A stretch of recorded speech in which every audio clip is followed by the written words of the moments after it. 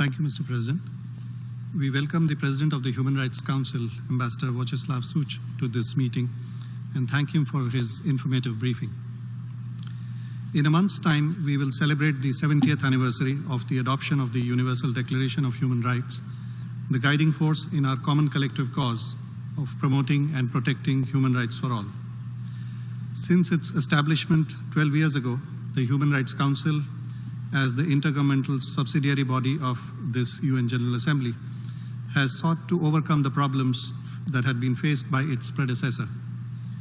The work of the Human Rights Council and its associated procedures and mandates is regrettably getting more contentious and difficult.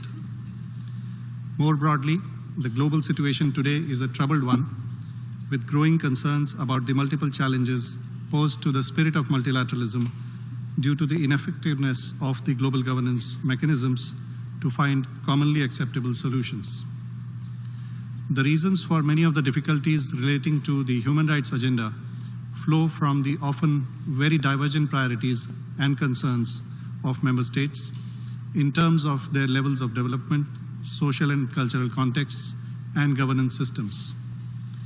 While the global discourse on human rights continues to evolve, fundamental contradictions remain.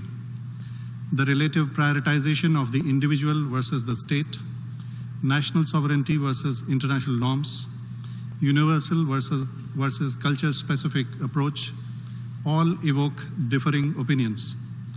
Instances of politicization of human rights as a foreign policy tool and perceived intrusiveness beyond mandated activities remain areas of concern. Mr. President, terrorism has emerged as one of the worst forms of violation of human rights. My country has had to face repeated terrorist attacks on innocent people emanating from beyond our borders. Despite terrorism being acknowledged as one of the foremost global challenges, any meaningful collective response to address this menace continues to be thwarted by some. We will soon also have to consider the varied and uneven impact of emerging technologies, from cyber to genetic engineering and artificial intelligence, on people's lives and rights. Mr. President, the work of the Human Rights Council continues to expand.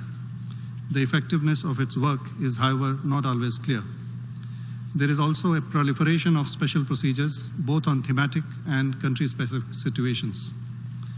Instances of such mechanisms and offices operating on their own without any mandate and producing clearly biased documents only further harm the credibility of United Nations. Mr. President, in contrast, the mechanism of universal periodic review has seen a significant success over the 12 years of its working at the Human Rights Council.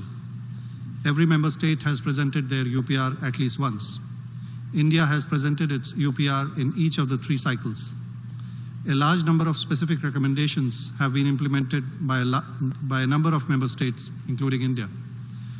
The concrete success of the UPR and the VNR mechanisms in New York is due to their constructive and participatory nature, as opposed to the selective naming and shaming approach that is often resorted to.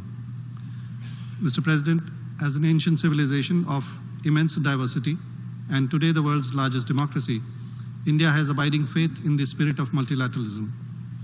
India's approach to human rights continues to evolve as more rights become justiciable and through the process of progressive interpretation of laws by our judiciary. As an elected member of the Human Rights Council for the term beginning next year, we remain committed to bring in a more pluralistic, moderate, and balanced perspective to help bridge multiple divides. The human rights agenda must be pursued in a fair and equal manner, with objectivity, non-selectivity, and transparency. For the success of our collective and common cause of promoting and protecting human rights, our emphasis should not be confrontational, but instead focus on a more inclusive, participatory, and positive approach through dialogue and capacity building. Thank you, Mr. President.